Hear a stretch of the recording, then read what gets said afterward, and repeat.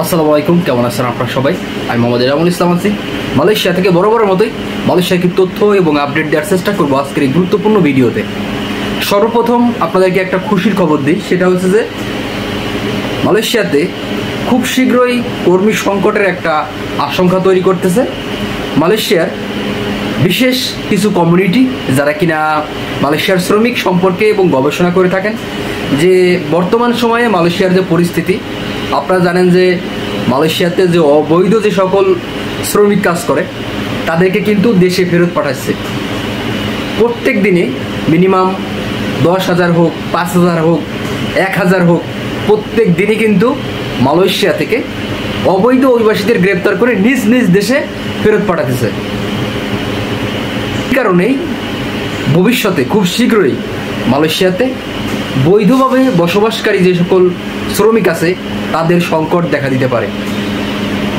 মালয়েশিয়ার একটা রিসার্চে উঠে আসছে সম্প্রতি সময় মালয়েশিয়াতে যেভাবে অবৈধ গ্রেপ্তার করা হচ্ছে, অবৈধ অভিবাসীদের গ্রেপ্তার করা হচ্ছে, এইটা যদি কন্টিনিউ থাকে সেই ক্ষেত্রে মালয়েশিয়াতে খুব সংক্ষেপেই অনেক কোম্পানিতে দেখা যাবে যে শ্রমিক নাই এবং শ্রমিকের জায়গা খালি আছে।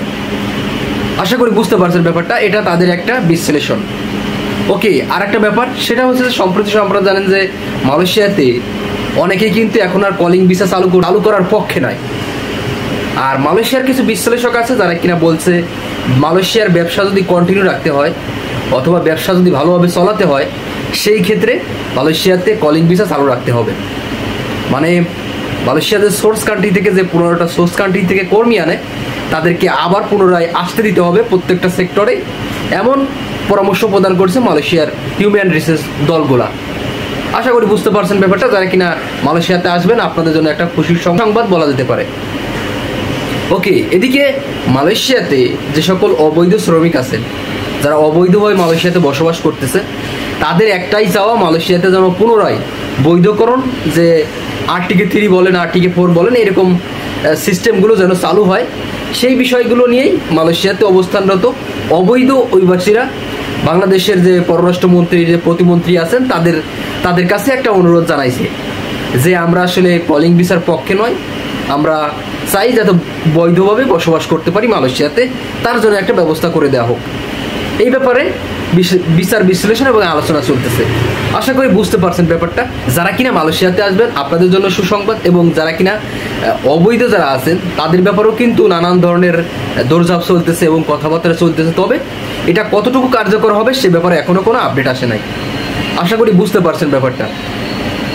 আসলে সময় স্বল্পতার কারণে আমি সঠিকভাবে আসলে আমার সময়ের কারণে এবং আমার কিছু সমস্যার কারণে আমরা আসলে আমাদের চ্যানেলে সঠিকভাবে আমরা প্রপারলি ভিডিও আপলোড করতে পারতেছি না যত সময়, এই কারণে দুঃখিত।